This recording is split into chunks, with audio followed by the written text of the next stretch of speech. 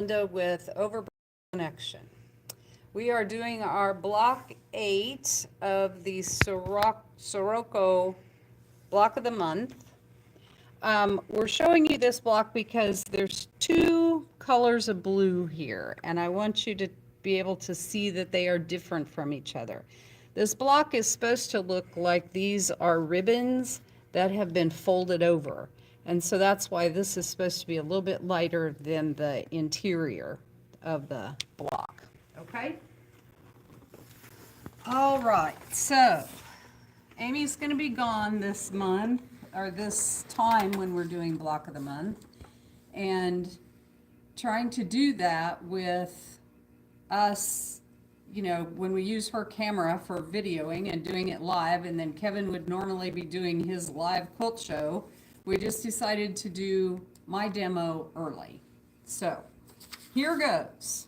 You'll still come in, and at 8:30, 9:30, and 10:30, she will still do live demonstrations then. We just not be recording the 9:30 session for Facebook, because this is it. Yes, you said that much better than I. Okay, this block, we start with using 3-inch very light squares and 3-inch dark blue squares. Now, I'm going to show you, oh goodness, it's a little bit hard to see because they're very similar, but the dark blue has a lot more gold in it. The medium dark blue has tiny flecks of gold, but not the big patterns like that. And it has more of a kind of a squished rice pattern, whereas the dark blue has kind of some swirly stuff. So hopefully that makes sense. All right, you will be making half square triangles with dark blue and very light. And you will be trimming them up to 2.5 inches, and then you're going to sew them into a 4-patch. Make sure you have the direction of the spinning the same as the diagram, because if you do it opposite, then the rest of your pieces are not going to fit together. Okay? So make sure that it matches your pattern. Okay? This unit is 4.5 inches square when it's done, and she pinwheeled the center just like we always do. All right, we're at step 3, and we have 4 dark blue 2.5-inch squares that we're going to put on one corner of a 2.5 by 4.5-inch medium green rectangle. And with that, you will, sew on draw a diagonal line on your dark blue, sew on the line like usual, trim it off, press towards the green. All right, we'll make 4 of those exactly the same. Then step 4, we're doing no waste flying geese. And those we are using a 5 1/4 inch square of medium green and 2 7/8 inch squares of our light. And we've done that a number of times, so I'm not going to walk through that, but you'll end up with 4 that should measure 2.5 by 4.5. Then step 5, we sew these 2 units together. You'll sew this one to the bottom of the flying goose. Again, make sure they all match that orientation. And then you will press them up towards the goose, the green part of the goose. We'll make 4 of those. Those units are also 4.5 inches. Then we are at step 6. Now this one, I'm going to try and go through and hope I don't goof it up. So, because we have pieces that are very similar in size to each other. So make sure you're checking and using the right sizes each time. All right, we have medium green squares that are 3 1/4 inches. And we have 3 1/4 inch dark blue squares. Actually, you have one of each of the 3 1/4 of each color. You're going to cut them on both diagonals, so you end up with 4 triangles of each color. You're going to lay them out with the dark blue on the left on one of the short sides. Your straight of grain will be on the outside edges, and you're going to sew that seam. I usually start in the center and go out.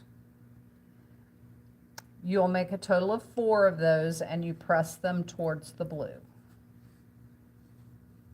All right, then you're going to have 2 7/8 inch medium dark blue. And those, you have 2 of those, and make sure you have the right size of them. Then you're going to sew that on and make those into a 3-part square. I'm not even sure what you call that unit. So once you get that sewn, you're going to press that towards the big triangle. All right, I did not leave one of these open, but I'm going to attempt to show you how to square this unit up because it needs to be 2 1/2 inches. And I did have to do a little bit of trimming. Not sure, I mean, not that much, but okay, so I've got my 1/4 inch seam back behind here. You need a ruler that has a 45-degree line. Also, if you have the Eleanor Burns fussy cut rulers, if you have the 2 1/2 inch one, it has 2 diagonal lines on it, and it's already 2 1/2 inches. Or if you have a 2 1/2 inch regular ruler that has diagonals on both, that would be handy also, but that's not what I have. I have a regular one that has 1 diagonal. All right, my seam back here, you can see, is going all the way to the 2 1/2. I want my diagonal on the seam of the big seam, and I want this seam to come out into the point right where the 2 1/2 is. So, and then, of course, if you could see all the way without that seam already being done, you could see that the seam goes all the way through to the 2 1/2. Of course, trim off your 2 outside edges, then turn it, line it back up again, and do the same. With that, you'll be lining up your 2 1/2 inch here, the line down the middle, and then trimming off your other 2 edges. I hope that makes sense. I should have left a unit open so I could see the whole thing. All right, so then the next step is step 7, and this time you're using the 3-inch squares of the medium dark blue. So that's why I said to be sure and be careful you were using the 2 7/8 here. All right, then we're making half square triangles with the light and the medium dark blue. And you will do them like normal, square them up, trim them down to 2 1/2 inches, and press them towards the blue. You'll end up with a total of 4 of those. All right, then you're going to sew a step 6 unit and a step 7 unit together. And you sew them so the blues make this continuous line, and you will press them towards the half square triangle. And you'll make 4 of those. They're 2 1/2 by 4 1/2 at this point. Then you're going to add on a 2 1/2 by 4 1/2 inch rectangle of light. That is in step 8. And make sure that whoops, I oriented it wrong. Sorry. Okay, make sure the lights are touching each other, okay? And you want the green facing out.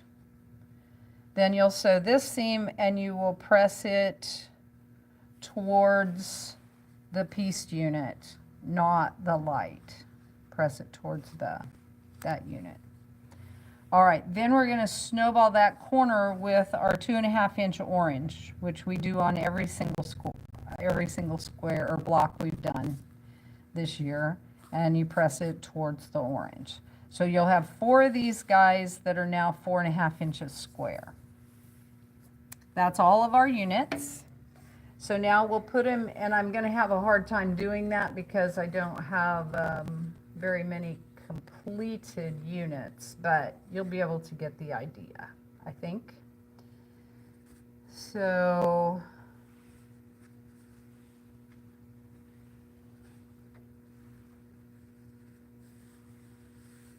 okay, so that's one row.